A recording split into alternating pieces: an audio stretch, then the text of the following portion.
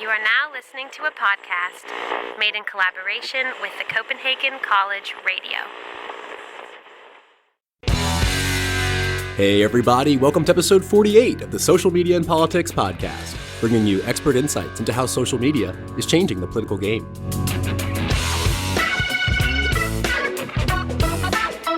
I'm your host, Michael Becerra, political scientist at the University of Copenhagen.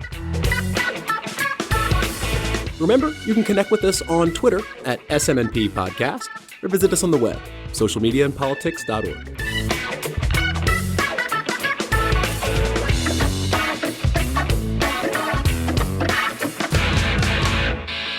All right, y'all. Today is the day we finally talk about social media and spear phishing attacks, which is something that I've been wanting to do for a while now. If you remember, in our 2017 Year in Review episode, we talked a bit about spear phishing and social media and what it means for cyber attacks on the Pentagon and the Department of Defense. And in doing some research for that episode, it kind of sparked one of my interests. And since then, I've been digging around and seeing what's out there in terms of media coverage about this. And I kind of put all of that media coverage together and developed a theoretical model of spear phishing on social media that'll be coming out in the Columbia Journal of International Affairs. And as I was digging into the academic literature on the topic, of which there isn't too much, I came across the work of Dr. Arun Vishwanath, who is an associate professor of communication at the University of Buffalo. And Dr. Vishwanath has done some really interesting work running experiments and trying to figure out what predicts people's likelihood to open up malicious links through social media. And I think this research is really important because there's a lot of, coverage around spear phishing attacks on politicians, generally in terms of email. So that's the kind of stuff like the DNC hacking that happened in the last US election cycle. But the idea of social media as an attack vector is not so reported about, yet we know it's happening. There was a case last year where over 10,000 Pentagon employees were attacked on Twitter with messages that hide malicious links that once they're clicked on can allow a hacker to go into a government network. And we know that in at least one case, it wasn't the Pentagon employee who was targeted, but his wife. And once the wife's device was infected, then that hacker was able to move into the Pentagon systems through a shared Wi-Fi network, which brings into question this whole Internet of Things, which we also discuss in this episode. But just to outline a bit why looking at social media is important for cyber attacks, first of all, there's a massive amount of information that could be collected on government employees through social media. Number two, social media are typically high-trust environments where people are more likely to open links than they would be via email. Number three, there's more sophisticated tools now than there were before to automatically generate messages that can be tailored to certain individuals with just a little bit of computer code. And I think this is precisely what happened in the case of the Pentagon employees, which was basically their usernames were fed into a program that goes onto Twitter, pulls their most recent messages, develops a machine learning algorithm to generate a predicted message to them based on their interest with a malicious link inside of the tweet. So again, high trust environment, message tailored to you, you might click it, then your network gets infected. And this is a problem. But it's important to note, and something that me and Dr. Vishwanath discuss in this episode, that spear phishing attacks are only one element of what Dr. Vishwanath calls the dark triad. So on the one hand, you have spear phishing. The second part of the triad is trolling, and the third is disinformation. And these things together are what the Russians are using to try to undermine trust in American democracy. And in this interview, we're going to talk about those three different facets, how they relate to one another, and what governments are trying to do to stop it. So without further ado, let me bring on Dr. Arun Vishwanath. He is Associate Professor of Communication at the University of Buffalo. He is also a faculty associate at the Berkman Klein Center at Harvard University and president of Avant Research Group, a strategic market research consulting firm. Dr. Vishwanath, thanks so much for taking the time out and welcome to the Social Media and Politics podcast. Mike, it's very good to be here.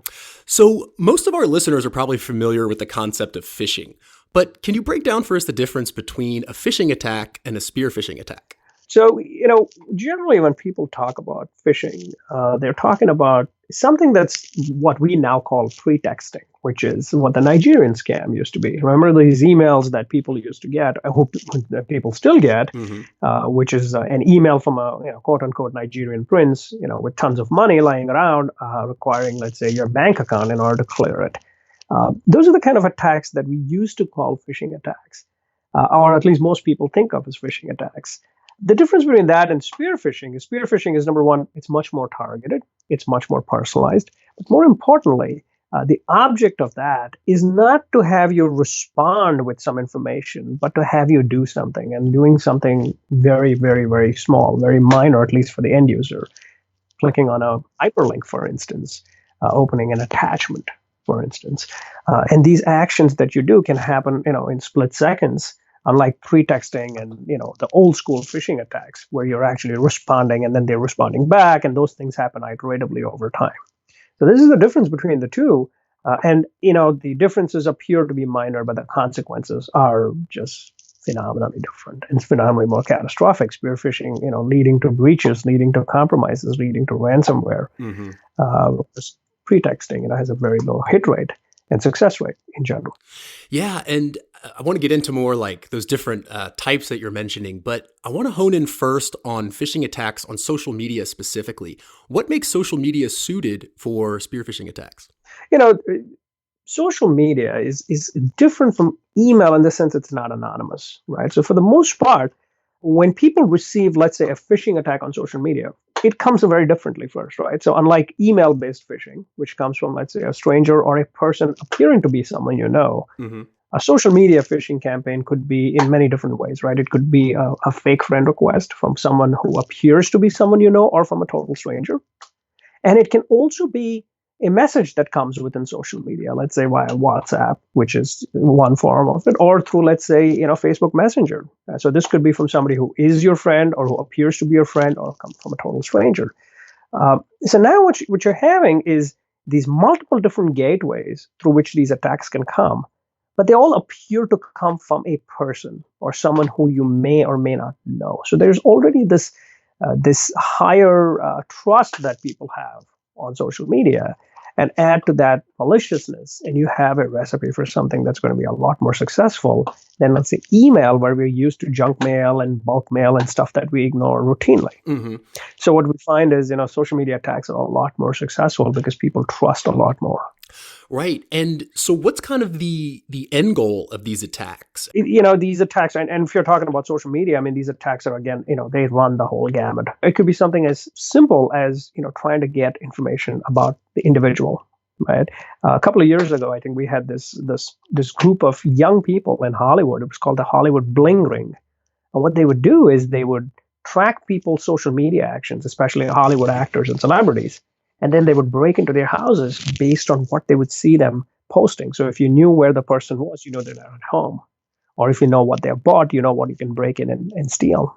So that's one end, right? So that's robbery at one end. Home invasion. There's also attacks that try to do, these romantic attacks, right? Where you claim to be, these hackers would claim to be, a common thing that people claim to be are veterans. Or they say they're deployed somewhere. And then they would ask for money. These are like romantic scams.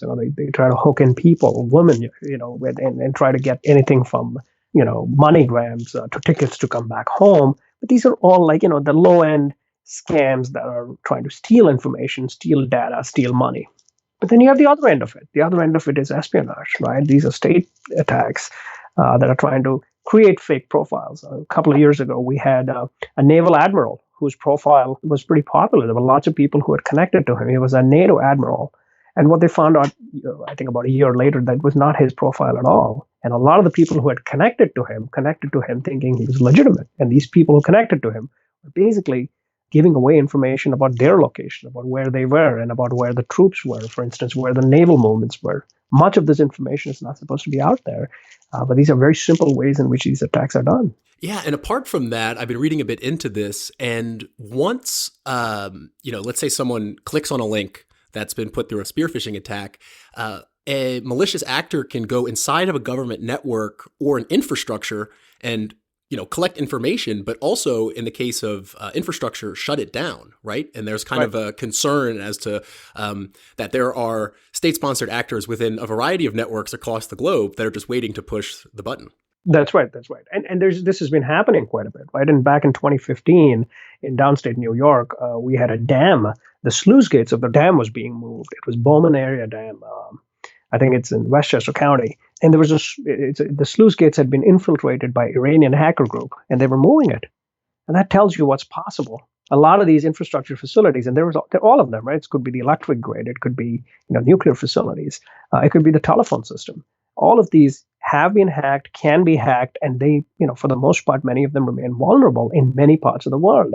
Ukraine had a major shutdown of the electric grid. Even their telephone system shut down on that same day. One of the coldest days of the year 2 years ago. Israel's been attacked likewise, where the electric grid had to be rebooted because they were suffering a ransomware attack. So these are not just possibilities; these are actually happening or have happened. And so, these are real concerns, and they all come in through spear phishing, where the bad guys get access, they get a foothold into the network, and then they either lurk in the system or they move through the system looking for vulnerabilities, and then eventually, on one day when they're ready for it, they exploit it. And so how are these types of attacks detected by governments or platforms? What kind of measures are in place right now to kind of counter these attacks? Right. So there's a lot of things that we are doing, right? But let's understand, like the core of these attacks, these are social engineering attacks. So these are attacks that are compromising users, right? And users are very hard to protect because there's many of them. Two, they're very heterogeneous. And three, the number of actions that they take are not limited to just, let's say, a desktop environment. You're going across devices, you're going across platforms, you're going home and working on computers. Some of them are bringing it into work. Mm-hmm.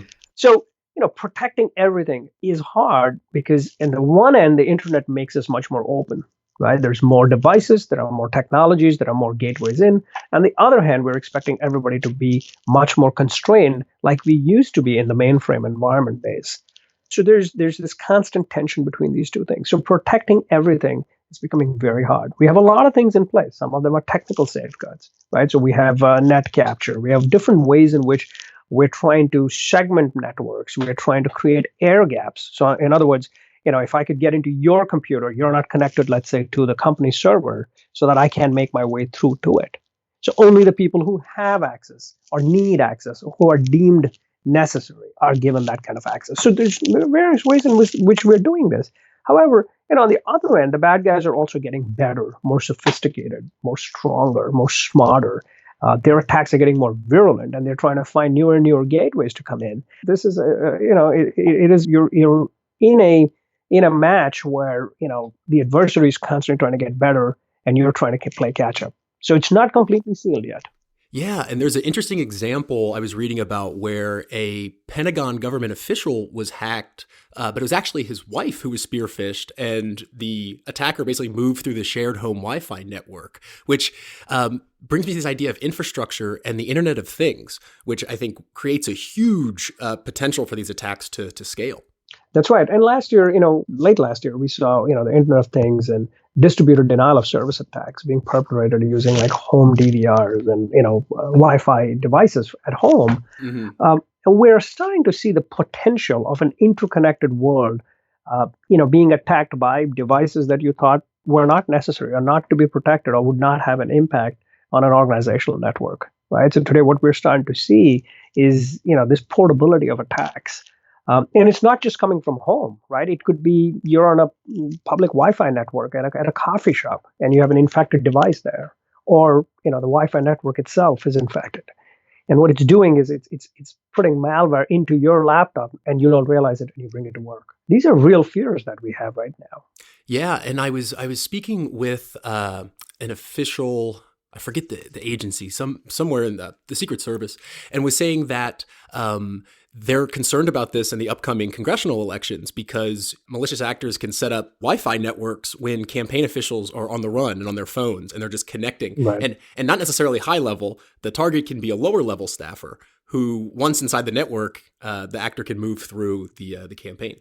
Right. And these are, typical man-in-the-middle attacks, and they're very easy to do. And part of the problem is that, today, given how ubiquitous email is, you can compromise one person's email, even a staffer's email, and get enough information about the individual they're working with because they're sharing emails back and forth. People send each other emails. And you don't need the head of the government's emails in order to effect a major compromise or disrupt an election. What the DNC hack taught us, you did not need Hillary Clinton's personal email responses. You could do it with John Podesta's, or you could do it with somebody even below him. Mm-hmm. Because the object of many of these attacks, again, they range, right? Everything from, stealing data to compromising to embarrassing. But the object of many of these political campaigns is to disrupt, not necessarily to, get one candidate one over the other. But if you want to disrupt, any data, any information, anything scandalous can be problematic. Mm-hmm. And I think it's important to keep in, to contextualize that these spear phishing attacks are kind of one element of an overall disinformation strategy or an overall cyber operation, influence operations. Can you go in? I know you've talked about this dark triad. Can you want to go ahead and kind of unpack that for us? Right, right. Unfortunately, what happens is most people in government, as well as policymakers, even the media, everybody tends to focus on the event of the day, right? So for a while, we were talking about breaches when the DNC hack was going on in 2016. Last year, we were talking about social media and fake news. And then this year, we're now talking about social media and, let's say, the targeting of advertisements. But really, these all are concerted campaigns that act together. They act in concert. These are not, three separate events, but they're actually one coordinated campaign. And they were, in the case of the last presidential elections, they were conducted by, the Russian intelligence. And what was this? So the three things that I call the dark triad of the internet are three sets of things. It's hacking campaigns, it's disinformation campaigns, and it's organized trolling campaigns. Right. So if you put the three things together, what do they mean? First, you use actions like spear phishing to breach data, to hack into networks, and to get that data out. So that was the first thing that the Russians did. In this case, they compromised the DNC servers. They got a lot of the data, and then they released it in WikiLeaks. The second thing that they did is they engaged in a massive disinformation campaign. And for that, they used a lot of fake news networks, and they created fake websites. They created all these fake news articles. And what they did is they populated the internet full of that using organized trolling campaigns. Something that we talked about, the Internet Research Agency, a group out of the Kremlin, sponsored by the Kremlin, out of Moscow, that basically has 30 to 50 operatives who create fake live journal pages, create fake blog pages, create fake social media accounts, Twitter handles, and YouTube accounts. And what they're doing is they're using all the data that they've stolen, all the fake news links that they have, and they're feeding that into newer and newer news cycles by commenting on news boards, by commenting on Reddit, by commenting on, let's say, Fox News or MSNBC's comment sections. And so what you're doing is you're giving air to these events, and you're kind of seeding doubt. Right, ominously, remember this old game of telephone, the children used to play, where you have this a piece of news that you spread from one person to the other, and you see how that news kind of disperses and becomes completely surreal by the end of it. Incidentally, that game, has its roots in a old Russian game. So I'm not surprised that these guys were doing this. But the dark triad is basically what this is all about. The dark triad is this idea of using these three kind of internet 2.0 ideas to compromise, nations, for this matter. Yeah, and those three aspects of it, hacking, disinformation, and trolling, can all be done through social media. And I want to kind of focus on social media as an attack vector for a second and ask you, what are the most popular platforms for social network-based phishing? And are there differences across platforms as to how these attacks might be conducted? So right now, the most popular is, of course, Facebook, right? Again, we're talking about phishing campaigns, in this case, creating fake profiles and seeding fake news. Some of that is going to start changing as Facebook changes its internal policies, but I can tell you one thing, they're not doing much to change the whole idea of how people create fake profiles. It's still very easy to do it. In fact, I know of somebody who had a fake profile created of them after somebody hacked their account yesterday. Right? This is news that I just heard about, where what happened was this individual's Facebook login and password was compromised. And what the bad guys did, which is pretty smart, is they downloaded, once they got into, let's say, your Facebook profile, they downloaded your friend list. And then they just recreated a new Facebook account. They opened a new profile with your name and refriended all of these individuals. And in the meantime, the victim, this person I know, she changed her password and login. So the bad guys couldn't enter her network anymore, but they didn't need to. Right. And I think that would be what Facebook would consider a duplicate account. That's right. But it's a duplicate. It's a hacked duplication. Yeah. And I think I was reading one of their quarterly reports, and roughly, I think 12% of their platform is duplicate accounts, right? But just think about 12% of how many? 1 billion users? Yeah. That's a phenomenally large number. right? About 2 years ago, we got some of the data that about 15 to 18% were duplicates or fake accounts or not, non-existent accounts. And it is a hard nut to crack. But so Facebook remains the most popular when it comes to phishing because there are a lot more users there, and it's a lot more. There's a lot more data on it that can be used. So it's not just how many users do you have, but also how many users can I find out about by getting into your network. That's why Cambridge Analytica, was focused on Facebook legitimately, as against, let's say, using Twitter, right? Because the purpose of the network is different. One is a dissemination tool. The other is a communication tool. Facebook builds itself as that communication tool, which is kind of like communicating back and forth, whereas Twitter is more of a dissemination tool where you communicate to people indirectly, one to many. The other account that we're starting to see some activity on is LinkedIn, because a lot of people are moving to LinkedIn, although the data that they have on LinkedIn is much more cleaner. It's professional network data. But that data is still important. Remember that. If I can find out where you work, the phishing emails I can send you on your email change. So what we're now seeing in the last year or two, which I think what makes these phishing campaigns a little bit more dangerous now, is that we're seeing content aggregation happening at the Fisher level. So what the Fishers are doing is they're taking content from, let's say, LinkedIn about a person and using that to build spear phishing emails that are much more targeted. Likewise, they're going to Facebook, finding out likes, interest data, and coming up with attacks that are much more targeted. This way, the attacks have a higher success rate. They already are pretty successful, but they have a higher success rate. Right. I think it's interesting that the profile of the network kind of influences the type of attack. So on Facebook, it's about friend connections, so you can download someone's friend list. On LinkedIn, you might go and, find a low-level employee and find out their connections to get the data from the organization. But what about platforms like WhatsApp that are encrypted and are really for close communication between friends? Are we seeing phishing attacks in those platforms as well? We are seeing a few, but remember, a lot of the data never comes out. We never find out because it's a one-to-one, right? I mean, just like we don't really have a grip on how many text-based attacks are happening, how many messaging-based attacks are happening, but they still happen, right? So one of the things that we start seeing is, we're seeing these attacks emerging on different platforms. We see a lot of attacks happening via just plain old telephone systems. Right? Like the IRS scam is something that people do via telephone systems. The one advantage with things like WhatsApp, even iMessaging, is you can block users, right? As long as you know that there's a problem, right? But the data on it is harder to get. Because remember, once you compromise a person's WhatsApp account, there really isn't much more that you can get except the list of people who are in their contact list. And that data is actually much more easier to get once you compromise their email address. Because remember, a lot of people, they combine their contact lists. So you got to understand what the hackers are after. So if I want to get someone's contact list, it's much more easier, much more effective, and much more valuable for me if I could do this via their email account than, let's say, via WhatsApp, right? The encryption doesn't matter in this case because, I'm not trying to understand the content that they're sharing because the content is irrelevant for the most part.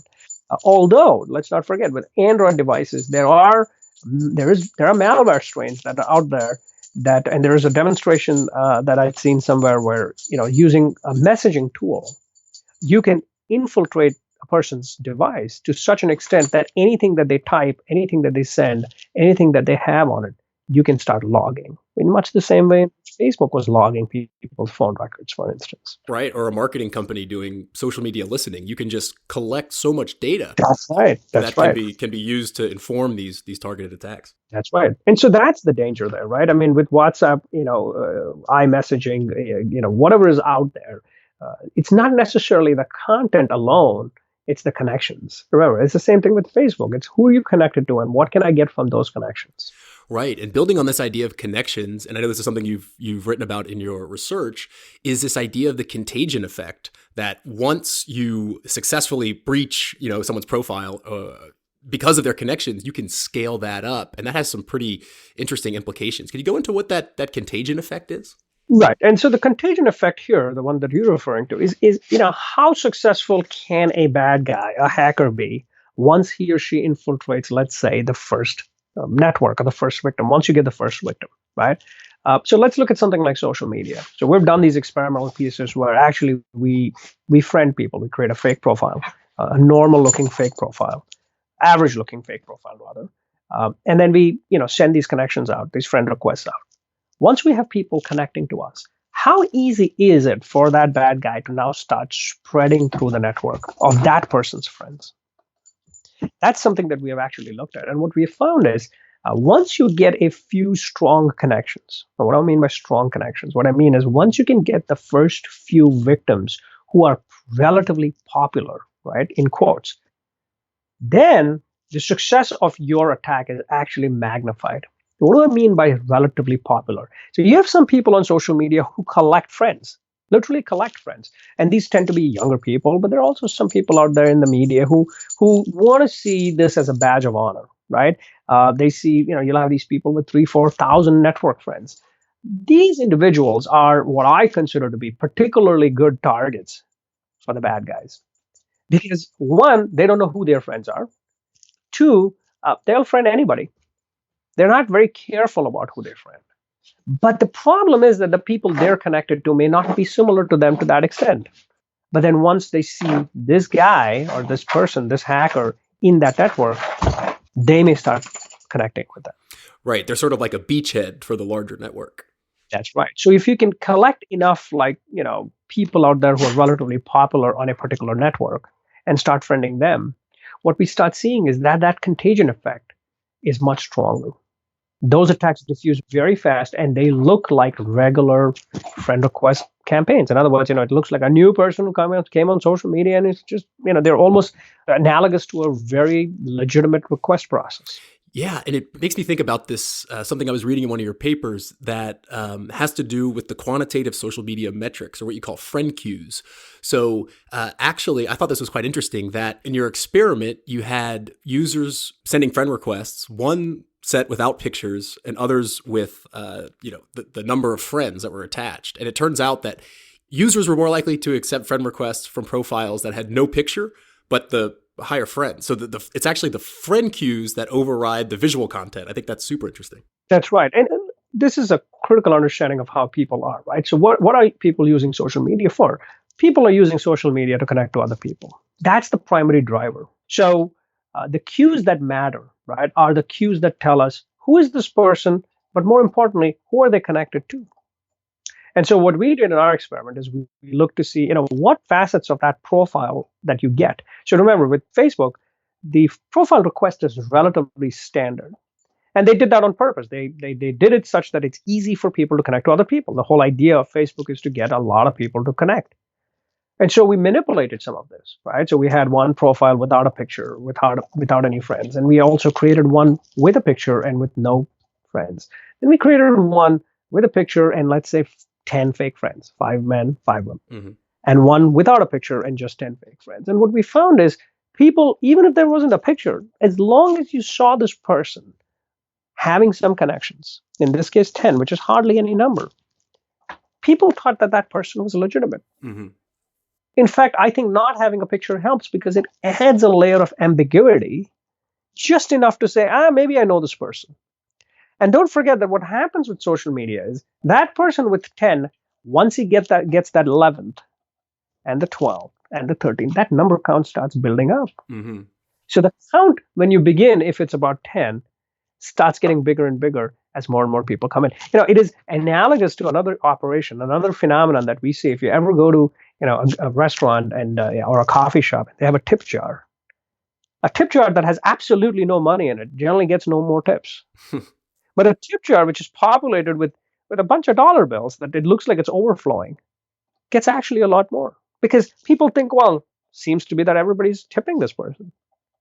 So it becomes the social norm. So this is kind of like the underlying phenomenon where the number, the friend count, serves as a cue. It triggers a reactive behavior on the part of victims. Yeah, I thought that was super interesting. And also, what was fascinating was the difference between a desktop and a mobile device in terms of the graphic cues. Right. So people who are on a mobile device are much more likely to accept a friend request, presumably if it a spear phishing actor, because the visual cues that you can actually interpret are minimized on the device. Right. Could you talk about that? Yeah, and remember, see, a lot of the devices are, today we have apps, right? So we have a Facebook app. The same goes for email. You have different email clients that have different apps. So what we're seeing is we have apps today when it comes to email, when it comes to social media, for Facebook, for instance. These apps on mobile devices are made to render on a much smaller screen. So what the developers do is they strip away a lot of content so that the mobile experience is analogous to the desktop environment or the desktop experience, but it's really not the same. There are fewer cues in it. There's fewer navigation options in it because you can't do the same things, right? You can't just hover over, for instance, with a mouse on a particular email address or a URL, which you could do on a desktop screen. You can't do that on a phone. So number one, there's less data on it. There's less information on it. Mm-hmm. Number two, the information that is there has been stripped down. So the things that you could have done on a desktop, you can do. And number three, and this is the most important part, this is where the user comes in. How we use these devices is different. We're generally walking, we're talking, we're doing other things, we're multitasking. So we are not only compromised cognitively, but the environment also constrains what we can do. So, in order to check a person's profile on, a Facebook app on mobile device, you got to go through multiple screens, multiple clicks. You got to go back and forth. It's a lot easier to just hit accept. Yeah, and that's especially worrying when you think about, something like 90% of Facebook users are accessing the device from their mobile. And it's not just Facebook anymore, right? A lot of people are using the internet primarily through their device. They're using it, for a lot of things, from shopping to talking to communicating to email, to a lot of the things that traditionally, 5 years ago, which is traditionally, or 10 years ago, before the explosion of smartphones, we were doing a lot of these operations on desktop environments where we had a lot more information. And even then we were making mistakes. I think by now, the listeners are probably starting to get a bit anxious or a bit worried as to the prevalence of these attacks on social media. What advice would you give to someone in order to be kind of cognizant or aware of increasing their security from these attacks? Well, if you're talking about social media, right? If you're talking about Facebook, I think one of the most important things people need to do is we can't be, we have to look to who we have as our friends. And it makes sense to quite regularly go through the network and see how many of these people are actually still active. How many of these people do I still know? Mm-hmm. So very often we just friend people and forget about it. Years later, we get some requests from them and we comply. That's the most dangerous place to be in right now. So that's one thing, right? Look through your networks. Look and see how many of these people are really people out there that you know or that you still want to know. I do this quite often, and I think everybody should do it. The second thing is, Facebook itself is providing more options now. It's allowing you, for instance, to download your entire history. And this is a very important thing. I think everybody should do that. Find out who's tracking you, what has been tracked off you, who your data has been sold to, for instance, and how many advertisements, have you gotten, or how many advertisers out there know about you. Important pieces of data, right? That helps you get more informed about your social media presence. And the third thing is don't fall, get educated about these. So for instance, if you see a request from somebody who is a friend of yours on social media, question the request, even if it appears legitimate. One of the things that we found is in all the attacks that I've done on social media, not one person, victim or non-victim, ever asked one important question. Was that person for real? They always assumed that it was a real person, but just not somebody they knew, or a sloppy person because they didn't put their photograph on their profile, but just not somebody they knew. They never asked the critical question, could this entire thing be fake? Could there just be a bot behind the whole thing? And we're seeing that as well. Yeah, and hopefully, I think, as the prevalence of bots and fake accounts starts to become more into the public sphere, that people will be a little more. I think there's just so much trust in these platforms, and I think that's kind of been undermined a bit. And I think that it might actually be a healthy thing to bring in some skepticism. I believe so. I believe having that skepticism, is critical. And I think the fourth thing that I think all your listeners must get, and is, start looking to see, what are you leaking out there? Mm-hmm. For instance, how much data of yours is being leaked, let's say through your phones. Many of us don't think about location, or how much location information there is. For instance, in a photograph that we post on social media, how much information are we giving away, even without our own knowledge? Which is, it's actually a great point, because I was reading about an instance where or basically just to foreground this, that it's not just in the cyber realm, that information from what you post can be used for offline effect as well. And there was a case where I think it was a British agent was posting about something about where he was, and a Russian operative attacked him with a poisoned umbrella. Because they knew where he was by looking at his social media account. And it's not only social media, right? Last year or the year before last, we were looking at reports of spear phishing emails that were being used in Syria, in war-torn Syria, to identify Syrian sympathizers. So basically, the idea of these emails was they were putting a location beacon, which would allow them to track who opened the email and where they were. And if you opened this on your phone, they would know where you are when you're opening this email. So location information, and these hacks are very easy to do. These attacks are very easy to perpetrate. And these are real fears out there, not just in social media, but even what we now think of as traditional email. Yeah, it's super interesting, and it's kind of the darker side of social media. And Dr. Vishwanath, thanks so much for taking the time out and sharing your insights with us. Hey, thank you so much, Mike. It's a great pleasure to be here. I've just been speaking with Dr. Arun Vishwanath, Associate Professor of Communication at the University of Buffalo. And that's a wrap for this episode of the Social Media and Politics Podcast. I hope you enjoyed the show. Next episode, if all goes according to plan, we'll have Dr. Dean Freelon from here at the University of North Carolina, Chapel Hill, to discuss the role of computational methods in studying social media and what recent limitations in access to Facebook data mean for the future of social media research. And as always, you can connect with us on Twitter at SMNP Podcast. Visit us on the web, socialmediaandpolitics.org. I'm your host, Michael Becerra, signing off from Chapel Hill. See you next time.